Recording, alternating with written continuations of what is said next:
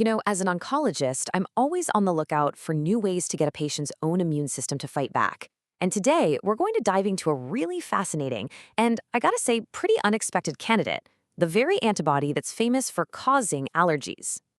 Right, so for years in the clinic, we've always seen immunoglobulin E, or IgE, as the bad guy. It's the culprit behind allergies, the thing we're always trying to block or suppress. I mean, it's the reason a tiny bit of pollen can kick off this massive, sometimes miserable immune reaction. Its power is just undeniable, but we've always seen it as a problem we need to solve. But that leads to this incredible question. What if we could take that powerful inflammatory function and actually redirect it to fight cancer? This whole idea is the foundation of a brand new field called AllergoOncology. And believe me, it is completely changing how we think about this molecule.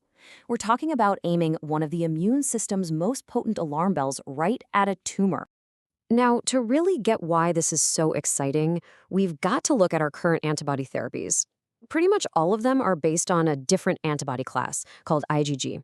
And look, they've been revolutionary, no question.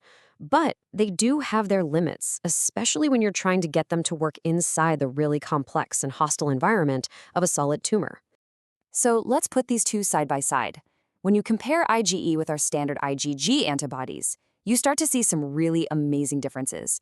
And these are differences that are incredibly relevant in the clinic. This isn't just some small variation. These two antibodies operate in fundamentally different ways. Okay, now what's so interesting about this chart really boils down to two key things. First, just look at that receptor affinity. IgE binds to its receptor on immune cells with an affinity that is just orders of magnitude higher than IgG. What that means is it latches on and it does not let go, which also helps it stick around in the tissues for longer. Second, and this part is absolutely critical, there are no known off switches for IgE. Tumors are brilliant at exploiting these inhibitory receptors to shut down IgG's effectiveness. But with IgE, that shutdown pathway just doesn't seem to exist. So you have to ask, what gives IgE all these unique superpowers? Well, the secret isn't just in the protein itself. Turns out it's hidden in its extensive sugar coating, a process that we call glycosylation. This sugar coating makes IgE structurally one of a kind, and even though it has a bunch of these sugar attachments, all the research points to one specific site as being the absolute key to its function. It's a perfect example of how a tiny molecular detail can have these massive biological consequences. And here it is. It's called the N394 glycan. It's a single sugar structure found at a spot we call asparagine 394, and it basically acts like a structural linchpin. It's not actually touching the receptor itself, but it holds the antibody in the exact right shape it needs to be in to make that connection. So what happens if you take it away? Well, the data is just unequivocal. When scientists remove it, the antibody's shape literally changes. And that change completely, and I mean completely, wipes out its ability to bind to that high-affinity receptor on our immune cells. So the bottom line is this, that one single sugar molecule is absolutely essential. It's the key that lets IgE arm our immune cells. Without it, you don't get an allergic reaction. And, as we're hoping, you don't get a targeted attack on cancer either. Okay, so let's put all the pieces together. Let's walk through how this basic biology actually builds into this powerful mechanism for taking down cancer cells, and how that becomes a potential new therapy. It's really this elegant four-step process. First, we engineer an IgE antibody to recognize a specific protein on the surface of a cancer cell.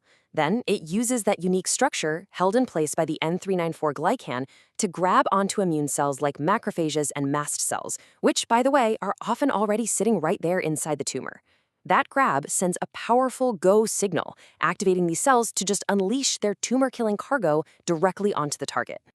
And this quote just captures the core idea perfectly. We're not just flagging the tumor for destruction like we do with other therapies, we're hijacking the body's most powerful, most rapid response alarm system and aiming it right at the cancer. This promotes not just immediate killing, but also long-term surveillance to keep it from coming back. Now, this is all great in theory, right? But here's where it gets really exciting for me as a clinician. This is not just a theory anymore.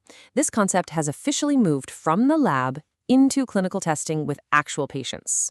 So the first drug out of the gate is called MOV-18-IgE, and it's a huge milestone. It's the very first of its kind. In a phase 1 trial, they used it to target a protein called folate receptor alpha, which is really common on ovarian cancer cells. And the initial results? They're really encouraging. The treatment was well tolerated, and crucially, it showed early signs that it was actually working in patients. This is a massive proof of concept. The success of that first trial has already kicked off a follow-up study, and it's attracted some serious investment into the field. That tells you there's real momentum here, and it validates the potential of this totally new class of antibody therapy. So, what's next? Where do we go from here? Well, this is really just the beginning. Researchers are already hard at work on even more advanced concepts to make this approach even better. And some of the engineering is just brilliant.